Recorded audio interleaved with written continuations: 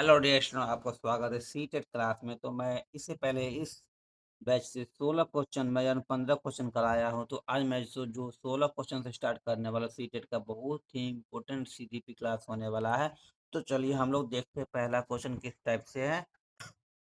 जो पहला है, जो कथन वाला क्वेश्चन, एक समय से शिक्षण विभेदी निर्देश का पालन नहीं करती है। तो वही R1 बोलता है कि समय एक नीति है जो एक जैसे सीखने के लक्ष्य राजनीतियों का मूल्यांकन विधियों को प्रदान करने का समान अवसरों पर जोड़ देता है।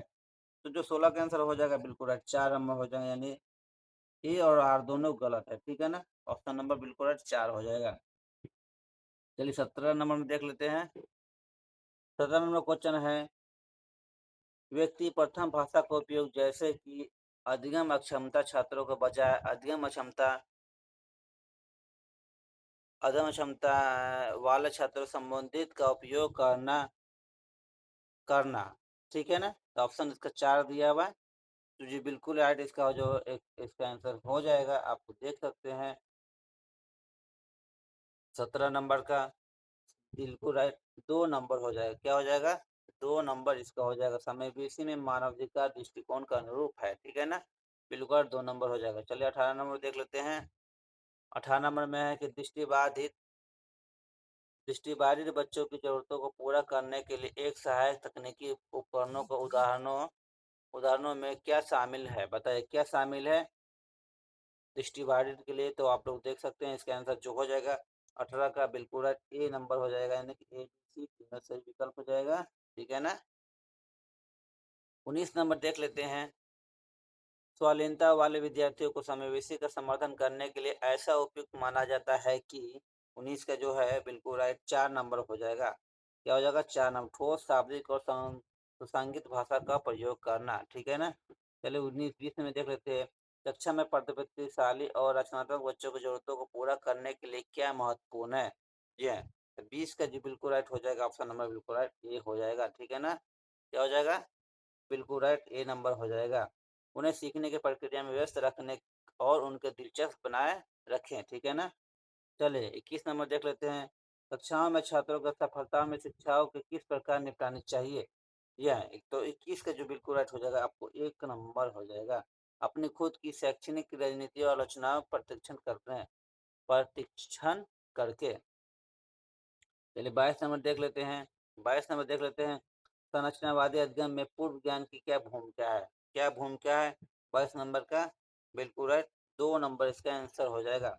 संबंध बनाने और नए अध्ययन को सुगम बनाने के लिए पूर्व ज्ञान का महत्वपूर्ण जरूरत होता है। चलिए आगे 23 नंबर देख लेते हैं। एक संरचनावादी कक्षा में शिक्षक छात्रों को स्वनिर्देश शिक्षार्थी बनने के लिए सकते हैं कैसे सहायक कर सकते हैं उसको? तो जो आपको 23 नंबर का आंसर हो जाएगा बिल्कुल है। 23 नंबर का 3 नंबर हो जाएगा, ऑप्शन नंबर ये। छात्रों को स्वयं को सीखने की जिम्मेदारी लेने के लिए स्व नियम कौशल विकास करने के लिए प्रोत्साहित करें। ठीक है, चलिए आगे देख लेते हैं। 24 का कथन का है ये ऑप्शन। कथन है, एक माध्यमिक विद्यालय शिक्षिका अपनी कक्षा में छात्रों को बेहतर ढंग से समझाने के लिए उसके माता पिता के साथ संपर्क में रहती है। वही बी में समुदाय को यह निर्देश करना चाहिए कि बच्चे को कैसे और क्या सीखना चाहिए। क्या विकल्प दोनों सही है या दोनों गलत है? बता 4 में क्या हो जाएगा?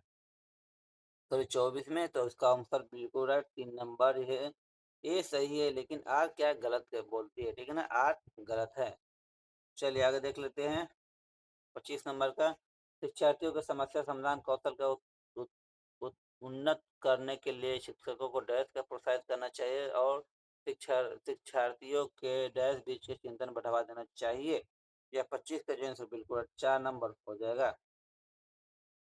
चलिए 26 नंबर देख लेते हैं। अवेंशन अधिगम में छात्र है, अवेंशन अधिगम में छात्र, बताइए क्या करेंगे? तो 26 का जो आंसर हो जाएगा बिल्कुल राइट 1 नंबर हो जाएगा। क्या हो जाएगा? 1 नंबर। विचारों की खोज और हेर फेर के माध्यम से स्वयं को जानकारी प्राप्त करना। ठीक है, स्वयं के लिए जानकारी प्राप्त करना, ऑप्शन नंबर 1 बिल्कुल राइट हो जाएगा। चलिए 27 नंबर देख लेते हैं। एक महसूस